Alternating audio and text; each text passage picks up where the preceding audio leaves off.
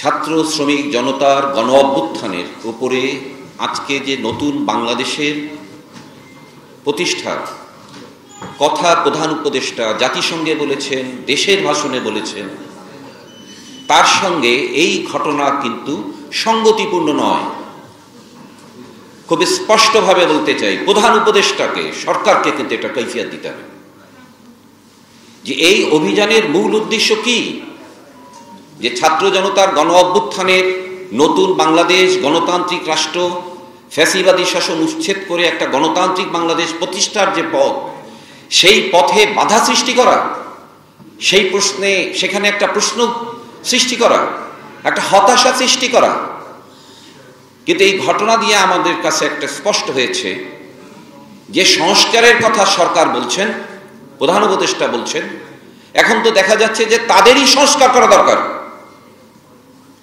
সুতরাং এই বিষয়টা কিন্তু সহজ জিনিস নয়, কোনো ছোট ঘটনা নয়।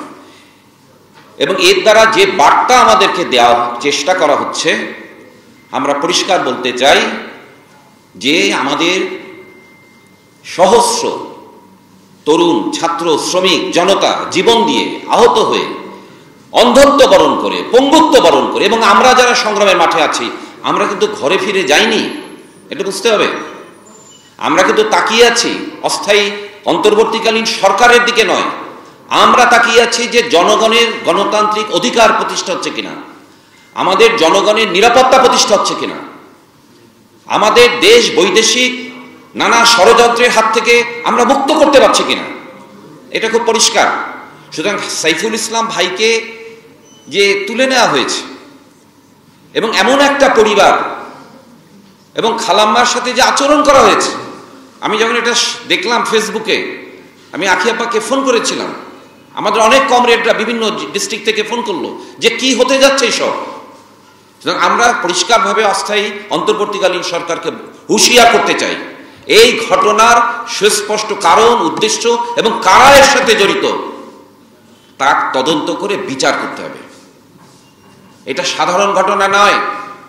সুতরাং আমরা শেখ হাসিনার 16 বছরের ফ্যাসিস্ট শাসনকে উচ্ছেদ করেছে জনগণ। সুতরাং কোনো ফ্যাসিজমের এখানে ভিত্তি আমরা থাকতে দিতে চাই না। এবং আমি মনে করি যে আমরা এই ব্যাপারে ঐক্যবদ্ধ, এবং এখানে আপনারা যারা আমাদের এই জনগণের হাতে ক্ষমতা আনা এবং জনগণের সরকার, জনগণের সংবিধান, গণতান্ত্রিক রাষ্ট্র প্রতিষ্ঠার সংগ্রামে যারা রয়েছেন, আমরা শুধু নয়, মনে করি সংবাদকর্মীরা রয়েছেন, মিডিয়া কর্মীরা রয়েছেন, এবং আমাদের সর্বত্রই কিন্তু এই লড়াইটা করা দরকার। এটা কোনো ব্যক্তিগত উদ্দেশ্য, ব্যক্তিগত স্বার্থ আদায়, আরামায়েশ, এটার জন্য আমরা কিন্তু এখানে আসি নাই। আমাদের ছেলেমেয়েরা, তরুণরা যেভাবে জীবনকে উৎসর্গ করেছেন, যেটা আমাদের মতো যারা আমরা অতীতে সংগ্রাম করেছি, 90-এর গণ অভ্যুত্থানে আমাদের হাতে হয়েছে। আমি তখন সর্বদলীয় ছাত্রকের নেতা ছিলাম। সুতরাং আমরা মনে করি যে আমাদের তরুণরা যে নতুনভাবে জাগিয়ে তুলেছে, একে আমরা ধ্বংস হতে দেব না।